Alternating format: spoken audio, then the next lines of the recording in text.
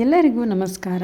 ಈ ವರ್ಷ ಮಾರ್ಚ್ 3ನೇ ತಾರೀಕು ಹೋಳಿ ಹುಣ್ಣಿಮೆ ಜೊತೆಗೆ ಚಂದ್ರಗ್ರಹಣ ಬಂದಿರೋದ್ರಿಂದ ಇದರದ್ದು ಪೂಜೆ ಯಾವ ಥರ ಮಾಡಬೇಕು, ಚಂದ್ರಗ್ರಹಣ ಮುಗಿದ ಮೇಲೆ ನಾವು ಯಾವ ಥರ ನಾವು ಸ್ನಾನ ಮಾಡ್ಕೊಬೇಕು ಮತ್ತು ಗ್ರಹಣದ ನಂತರ ಪೂಜೆ ಮಾಡಿ, ಸಾಧ್ಯವಾದರೆ ನಾವು ಅವತ್ತು ಪೂಜೆ ಮಾಡೋಕ್ಕಾಗಲಿಲ್ಲ ಅಂತ ಅಂದರೆ ನಾವು ಮಾರನೇ ದಿನ ಅಂದರೆ ಬುಧವಾರ ಬೆಳಗ್ಗೆ ನಾವು ಬ್ರಾಹ್ಮಿ ಮುಹೂರ್ತದಲ್ಲಾದರೂ ಪೂಜೆ ಮಾಡ್ಬೋದು.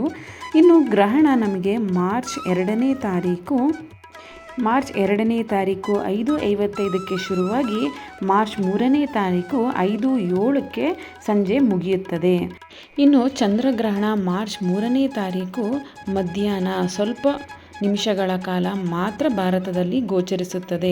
6:33ರಿಂದ ಶುರುವಾಗಿ 6:40 ತನಕ ಇರುತ್ತದೆ ಮತ್ತು 6:47ಕ್ಕೆ ಅದು ಮುಕ್ತಾಯವಾಗುತ್ತದೆ.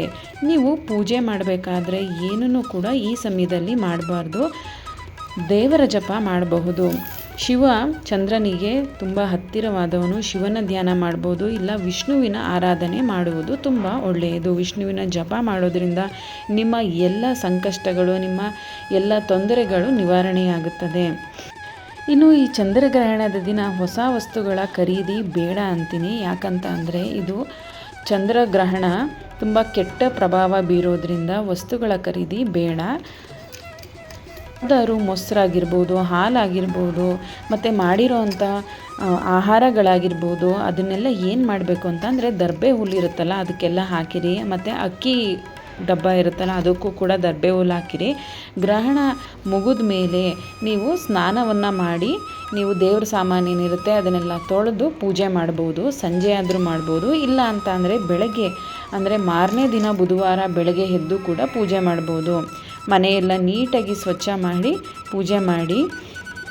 ಆದಷ್ಟು ಈ ಚಂದ್ರಗ್ರಹಣದ 10 ನಿಮಿಷದ ಕಾಲ ಏನಿರುತ್ತಲ್ಲ ವಾಶ್ರೂಮ್ ಯೂಸ್ ಮಾಡಬೇಡಿ. ಮತ್ತು ಗರ್ಭಿಣಿ ಸ್ತ್ರೀಯರು ಆ ಸಮಯದಲ್ಲಿ ಯಾವುದೇ ಕೆಲಸಗಳನ್ನ ಕತ್ತರಿಸೋದು ಮತ್ತು ಯಾವ್ದಾದ್ರು ಒಂದು ಕಟ್ ಮಾಡೋ ಅಂಥದ್ದು, ಇನ್ನೇನಾದರೂ ಮತ್ತು ವಾಕಿಂಗ್ ಮಾಡೋ ಅಂಥದ್ದು, ಹೊರಗಡೆ ಹೋಗೋವಂಥದ್ದು ಏನು ಮಾಡಬೇಡಿ. ಒಂದು ಕಡೆ 10 ನಿಮಿಷಗಳ ಕಾಲ ದೇವರ ಜಪವನ್ನು ಮಾಡಿ. ಹುಣ್ಣಿಮೆ ಇರೋ ಕಾರಣ ಹೊಸಲು ಅಂದರೆ ಅದನ್ನೆಲ್ಲ ನೀಟಾಗಿ ನಾವು ಹೊಸಲು ತೊಳೆದಾದ್ಮೇಲೆ ಬೆಳಗ್ಗೆನೇ ನೀವು ಒಂದು ನಿಂಬೆಹಣ್ಣು ತಗೊಂಡು ಅದನ್ನು ಹೊಸಲಿಗೆಲ್ಲ ನೀವುಳಿಸಿ ಅದನ್ನು ನಾವು ಕತ್ತರಿ ಕ್ರಾಸ್ ಕೈಯಲ್ಲಿ ಕಟ್ ಮಾಡಾದ್ಮೇಲೆ ಅದನ್ನು ಒಂದಕ್ಕೆ ಅರಿಶಿನ ಇನ್ನೊಂದಕ್ಕೆ ಕುಂಕುಮ ಎರಡನ್ನೂ ಇಟ್ಟು ನಾವು ಅದನ್ನು ಆ ಕಡೆ ಹೊಸಲು ಈ ಕಡೆ ಹೊಸಲು ಎರಡಕ್ಕೂ ಇಡಬೇಕಾಗುತ್ತೆ.